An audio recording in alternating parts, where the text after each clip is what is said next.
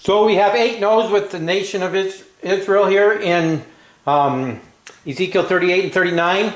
We have what I call a negative no, and then a may no, and then we have 6 shall no's. These are no's after the fact. This no is before the fact, as well as this no. In Ezekiel 38:14, what it is telling us here is that Gog and this mighty army that's coming down upon the mountains of Israel against the nation of Israel, they're not going to know that Israel is safe. They're all going to die, and they will never experience any outcome of bringing Israel into a captivity, but rather the army itself is the one that becomes judged. In 38:16 here we have the heathen mentioned, and the no here says that after I am sanctified in thee, O Gog, that the heathen may know me. So this is a may know for the heathen. This is, I call this the greatest grace of the no's. Here it is, God is making it so that the world that doesn't know him or has not turned to him to have the opportunity to know how mighty he is, and that he is the Holy One, and that they can turn to him. So this is a great no of grace to the unsaved of the world. Then when we get in 38:23, now we have a no that is after the fact of the battle. And it says here that he has magnified himself and sanctified himself, and that he is known in many nations. And it says, and they shall know that I am the Lord. The word Lord here. So here's the heathen have the opportunity to know that this mighty one who is holy, that able to separate himself from all the thoughts of God in the world, and that he is the one that exists of himself. Therefore, he's the one that the heathen should follow. In chapter 39, verse 6, here we have the land of Magog mentioned, or the people of the land, rather than the army that's coming. And also we have isles, other places other than the land of Magog, where because of what God has done, he's sent fire to these places, as well as the battle that was in between 38:16 and 23, the battle that goes on there. We find that he's now sent fire to these places in Magog and the Isles, and so they are able to know that there is a God that exists of himself. And then in 38:7, again we have the no mentioned with the heathen, and it says here in 38:7, and the heathen shall know that I am the Lord, the Holy One of Israel. So as a result of the battle, they're going to know, because God has set aside his name and made it holy, that he is the Holy One of Israel, and that the Holy One of Israel exists of himself.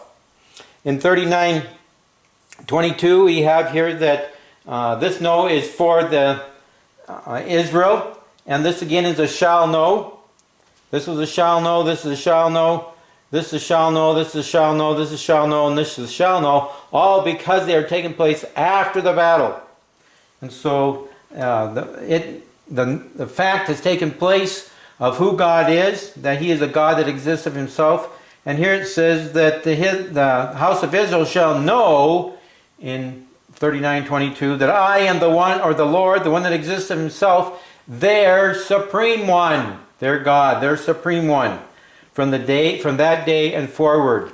So Israel is going to know that the one that to follow is the one who brings this battle about and conquers their enemies. They're going to know that this is the God that exists of himself, and it is their supreme one. It is the one that they're going to follow. They're not going to follow any other God.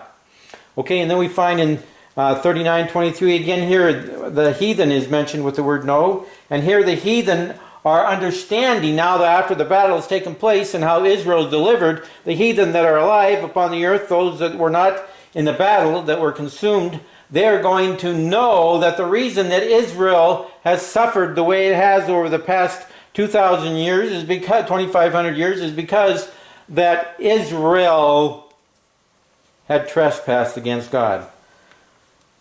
that there was iniquity in their hearts, and that therefore God sent them into the nations as a punishment. Then we find in 39:28, we have it, the no here is mentioned again under the name of Israel, and it says that the nation of Israel, the people of Israel, they're going to know that I am the Lord their God, which caused them to be led into captivity among the heathen, but I have gathered them unto their own land and have left none of them any more there. So here in this no, we see that Israel is going to know that God is now back working with them, that he took them into other lands as a punishment. Now he's bringing them back, not the punishment, but rather he's bringing them back to use them, and that they are going to desire to live holy before him, and they know that they are gathered back, that God is going to work with them. Then we have the word known, mentioned 2 times, once in chapter 38, verse 23, and once in chapter 39, verse 7. In 38:23, it is saying here that after God has magnified himself, after he has sanctified himself, that he shall be known in the eyes of many nations. So because of what has gone on, it is going to be spread across the earth. He is going to be known. In 39:7, it says here that, so I will make my holy name known in the midst of my people Israel, and I will not let them pollute my name anymore. And the heathen shall know that I am the Lord, the Holy One in Israel. So his holy name is going to be known in the nation of Israel itself. The nation of Israel is not going to look for any other God. The nation of Israel is not going to look for any other way to live, but rather they are going to know that the Holy One is their God, their Supreme One. He is going to be known among them. That is the direction that they are going to take. Then we have the word renown. And the word renown is in chapter 39 and verse 13. And this word comes about because we have Israel burying the dead from this battle. And in Israel burying the dead, it takes 7 months to do this. And a city is built and is required because of the number of people it takes to bury the dead. And because Israel is able to bury their enemy instead of their enemy taking over their land, they are now renowned. Why? Because God has been glorified. Because God, who is their God, is glorified. Israel is now renowned. Then we need to see that we have 3 words that are similar. We have the word sacrifice, sanctified, and sanctified. If we go to chapter 39 and verse 17 and 19, we have the word sacrifice mentioned 5 times. It is saying here that this battle is a sacrifice. If you were to go back into 1 Kings and chapter 18 and verses 20 through 40, you would have the account of Elijah on Mount Carmel.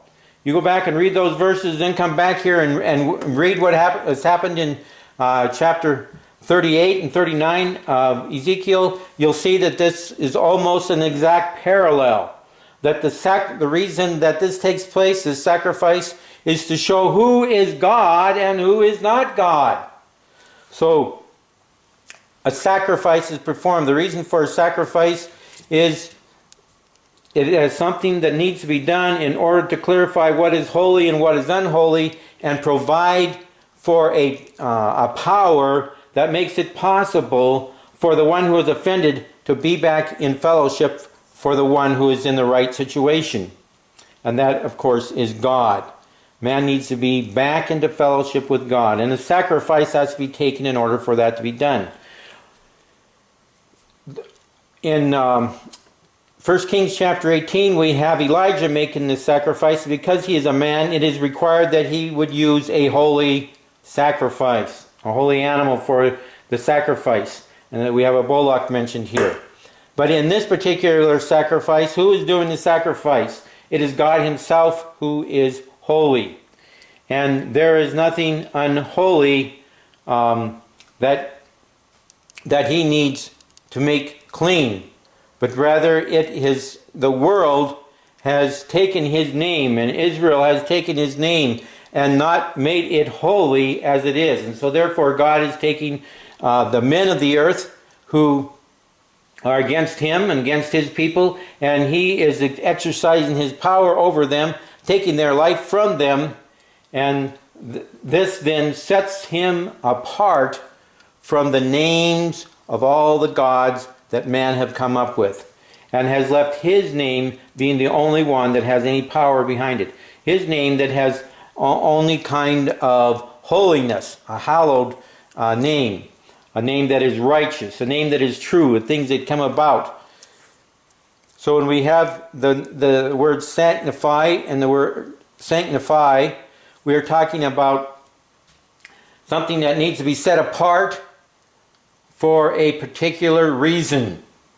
And that's what happens in this sacrifice. That's what also happens in 1 Kings 18, is that Elijah says, let us know this day who is God, who is the Supreme One, who is the one that exists of himself, the God of Israel or Baal and the other gods. And we find out in 1 Kings 18 that the God that the people called upon who were Baal worshippers could do nothing. But when Elijah called upon the Lord, the one that exists of himself, the one who is the supreme, who is to be the supreme one in Israel, that he sends fire out of heaven and he consumes the sacrifice. This sacrifice had been doused with water. Trenches had been made around the sacrifice so that there was a lot of water in the trench. And so we find the same kind of thing happening as in this battle, where God sends down an overflowing rain, and then he sends the fire and consumes the men.